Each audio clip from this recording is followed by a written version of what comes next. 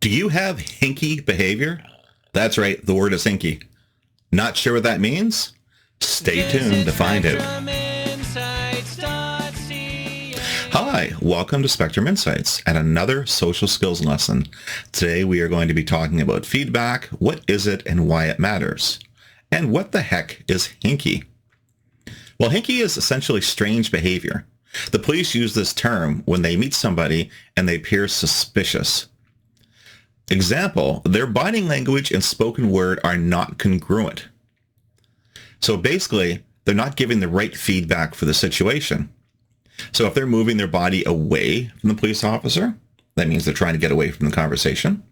If their arm movement is a little too stiff, so they're not very expressive, it could appear that they are worried, stressed. If their arms are moving too much, they could be nervous or they're fidgeting and making sounds.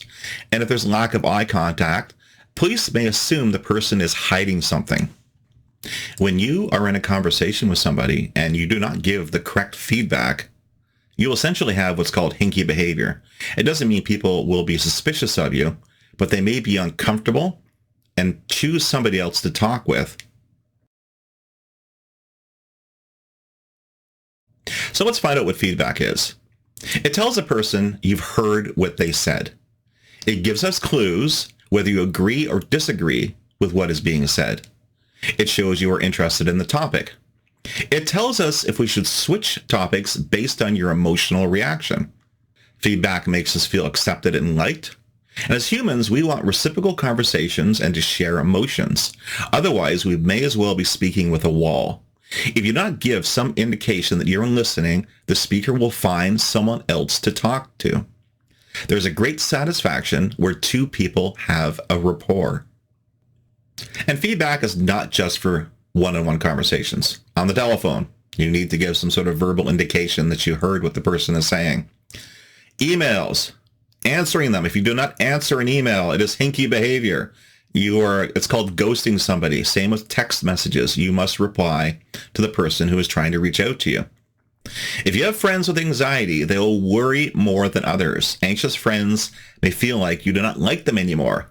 Yes, because you do not answer a text message or an email, they may worry that something they said and did caused you to not like them. Have you ever sent out a message to a friend, whether it's text or email, maybe a message on Discord or private message somewhere, and they did not answer you? How did you feel? Why not post in the comments below? So share how it feels when somebody doesn't answer you when you reach out to them.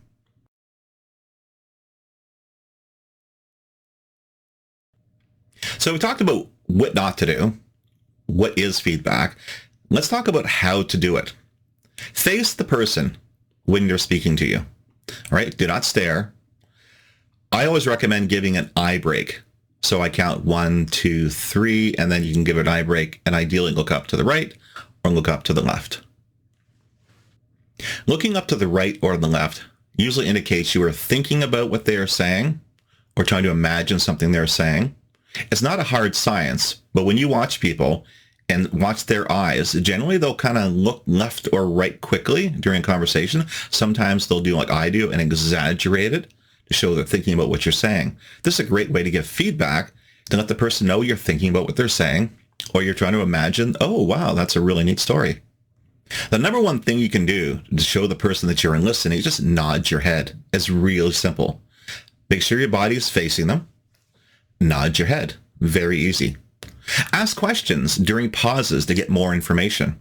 The person speaking will likely want to talk more about their favorite subject, and it tells the person you heard them and you're interested in what they are saying. Another thing you can do is use your hands. So you indicate towards the person, whoa, interesting. Please tell me more. Don't forget to show emotion to what is being said. So hinky behavior would be when your emotions are not congruent with the language.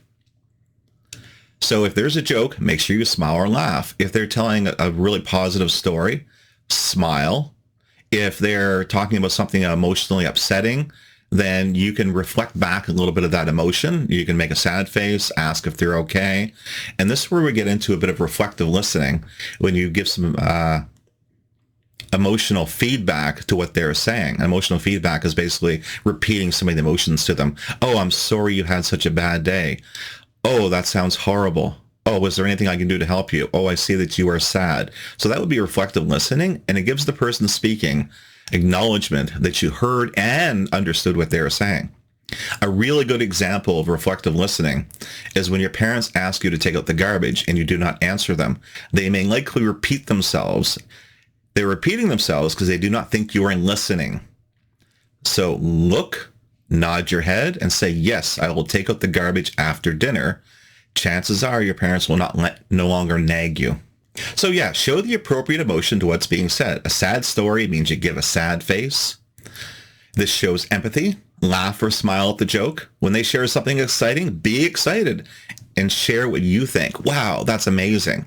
The person is hard of hearing. Facing them helps them better understand what you're saying. So this is another good reason to make sure you're looking at the person. We can also read body language through the facial expressions. And if a person is a little bit hard of hearing, they can see your mouth moving and get a better idea of what you're trying to say. Also, your words are pointing towards their ears. Here's a little body language trick. I'm going to exaggerate, pretend we're in a black and white movie from the 20s, and I'm trying to listen to what you're saying. I will exaggerate this motion. But to make it a lot simpler and easier, you can just do something very subtle, like just turn your head a little bit and lean forward. So my ear is facing you. Even though I can hear you just fine, I'm giving the message that I want to hear you even better, that I'm really interested in what you're saying. If you're having a discussion with a friend and you're sitting at a table, leaning a little bit closer shows that you are interested in what they have to say. When you lean back or move your body away, the message is I am not interested in what you have to say, or I am impatient, or I have to leave. And again, we're getting into hinky behavior.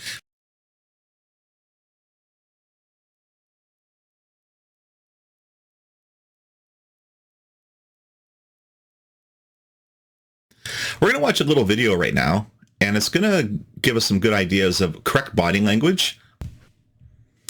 These three are a great example of a dynamic conversation. They're looking at each other, indicating towards the person, nodding their head. His foot is turned towards the woman speaking to him, and now he turns his body towards the blonde-haired woman.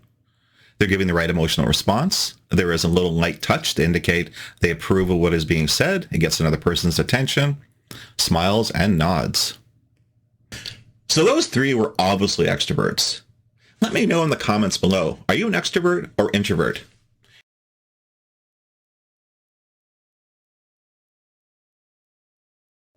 The three we just saw in that short video clip gave us a really good example of body language, what to do. I'm going to give you a list of what not to do in a conversation. Examples when you're not giving the correct feedback. When you point your feet away from somebody, it indicates that you want to leave the conversation. Generally, when we want to go somewhere, our body will tell the other person, it's time for the conversation to end. I will turn my body away. My feet may aim towards the location that I am going.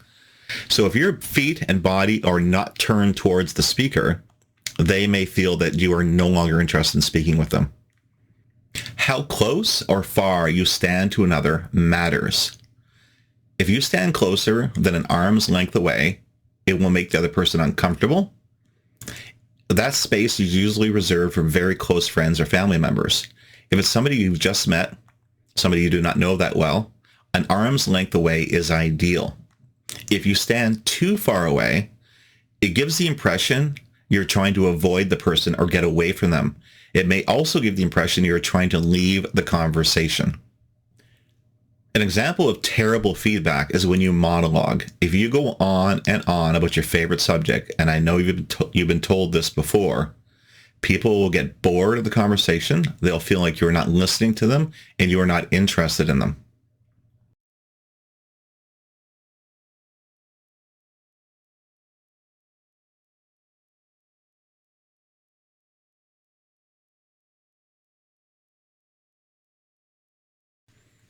A conversation is meant to be a shared experience where both people give feedback to one another. They share their views, they share their stories, and they give acknowledgement that they've heard each other. When you monologue, you are not giving the other person emotional satisfaction. You're not building a friendship. There's no rapport there. Monologuing is reserved for teachers when they're giving a lesson to somebody, a lecture when somebody's in trouble, or you're a policeman trying to correct somebody's behavior. So do not monologue. It makes people feel uncomfortable and unliked. So here's a shout out to my ADHD crowd. I know that a lot of you can hear what I'm saying, even though you're multitasking in the background. I can see you drawing or fidgeting or looking away. So I know that you hear what I say. However, I know you, your parents know you, your friends know you, and they're aware that sometimes you may look away and get distracted. They're aware that you're multitasking because of your ADHD. But a person who does not know you that well will not realize this. They will assume that you're not listening or not interested. So there are times in your life where you'll need to make an effort and look over towards the person, nod your head. If that's the basic thing you can do, just nod your head. If you're able to reflect back a little bit what they say, repeat back some of the instructions, bonus points for sure. If you can throw in some body language, that's great.